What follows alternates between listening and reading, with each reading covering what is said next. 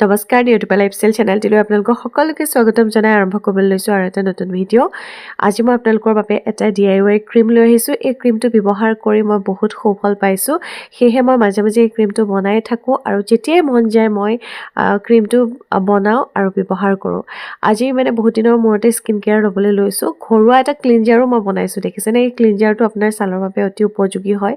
মোৰ মানে বহুত দিন হ'ল ভালদৰে মই ছালৰ যত্ন ল'ব পৰা নাছিলোঁ আৰু সেয়েহে স্কিনখন বহুত বেছি ডাল হৈ গৈছিলে, মানে একদম স্কিনৰ উজ্জ্বলতাটো একেবাৰে নাইকিয়া হৈ গৈছিলে। আজি বহুত দিনৰ মূৰতে মই বহিছোঁ স্কিন কেয়াৰ ল'বলৈ আৰু ভিডিঅ'টো মানে বহুত দিনৰ মূৰতে দিয়া হৈছে।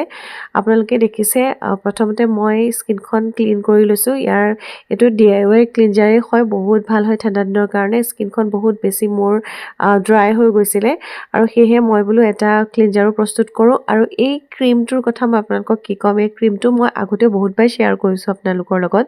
আৰু এই ক্ৰীমটো বজাৰত আপোনালোকে 1000 টকাত যিবোৰ ক্ৰীম কিনে তাতকৈ যথেষ্ট আপোনালোকে সুফল পাব এই ক্ৰীমটো ব্যৱহাৰ কৰি। ঘৰুৱা মাত্ৰ দুটামান বস্তু ব্যৱহাৰ কৰি পেলাই আপোনালোকে এই ক্ৰীমটো প্ৰস্তুত কৰিব পাৰে।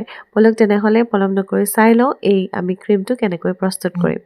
এই ক্ৰীমটো বনাবৰ কাৰণে আমাক লাগিব বাদাম লাগিব। বাদামখিনি আপোনালোকে তিয়াই ৰাখিব আৰু তিয়াই ৰখাৰ পাছতে বাকলিখিনি গুচাই ল'ব। গুচাই লোৱাৰ পাছত মিক্সিত পিচি ল'ব, নহ'লে এইদৰে খুন্দনাটো আপোনালোকে খুন্দি ল'ব পাৰে। মই ইয়াৰ লগত মিক্স কৰিছোঁ কেঁচা গাখীৰ। ভালদৰে চেকি ল'ব আৰু চেকি লোৱাৰ পাছতে ইয়াত মিক্স কৰি মই বাদাম তেল ব্যৱহাৰেই কৰিছোঁ। যদি আপোনাৰ ওচৰত বাদাম তেল নাই, আপোনালোকে কোকোনাট যিটো ভাৰ্জিন অইল আছে সেইটো ব্যৱহাৰ কৰিব, নহ'লে আপোনালোকে ভিটামিন ই অইলো ব্যৱহাৰ কৰিব পাৰে। আৰু ইয়াৰ পিছতে নেক্সট মই এল'ভেৰা জেল সকলোৱে জানে ব্যৱহাৰ কৰোঁ। মই প্ৰায় 3 চামুচমান এল'ভেৰা জেল ইয়াত মই এড কৰিছোঁ আৰু খুব ভালদৰে মিক্স কৰি ল'ব। আৰু এটা মই DIY ক্লিনজাৰ মই বনাইছোঁ আৰু এই ক্লিনজাৰটো বনাবৰ কাৰণে আপোনালোকে কেঁচা গাখীৰ ল'ব। মই অকণমান দৈ মানে এড কৰিছোঁ ইয়াৰ লগত আৰু হালধি মিক্স কৰি পেলাই এইটো ক্লিনজাৰ প্ৰস্তুত কৰিছোঁ। প্ৰথমতে মুখখন এই ক্লিনজাৰটোৱে খুব ভালদৰে চাফা কৰি ল'ব। কপাহৰ জৰিয়তেও কৰিব পাৰে, নহ'লে আপোনালোকে হাতেৰেও মাছাজ দি পেলাইও কৰিব পাৰে।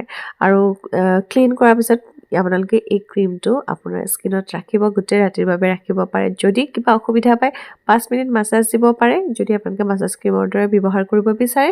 ইয়াৰ পিছত গোটেই ৰাতিৰ কাৰণে এইদৰে ৰাখি থ'ব আৰু যথেষ্ট সুফল পাব। এবাৰ ক্ৰীমটো বনাই চাব আৰু ব্যৱহাৰ কৰি কেনেকুৱা পালে কমেণ্ট বক্সত কমেণ্ট কৰি ক'বলৈ নাপাহৰিব। ধন্যবাদ।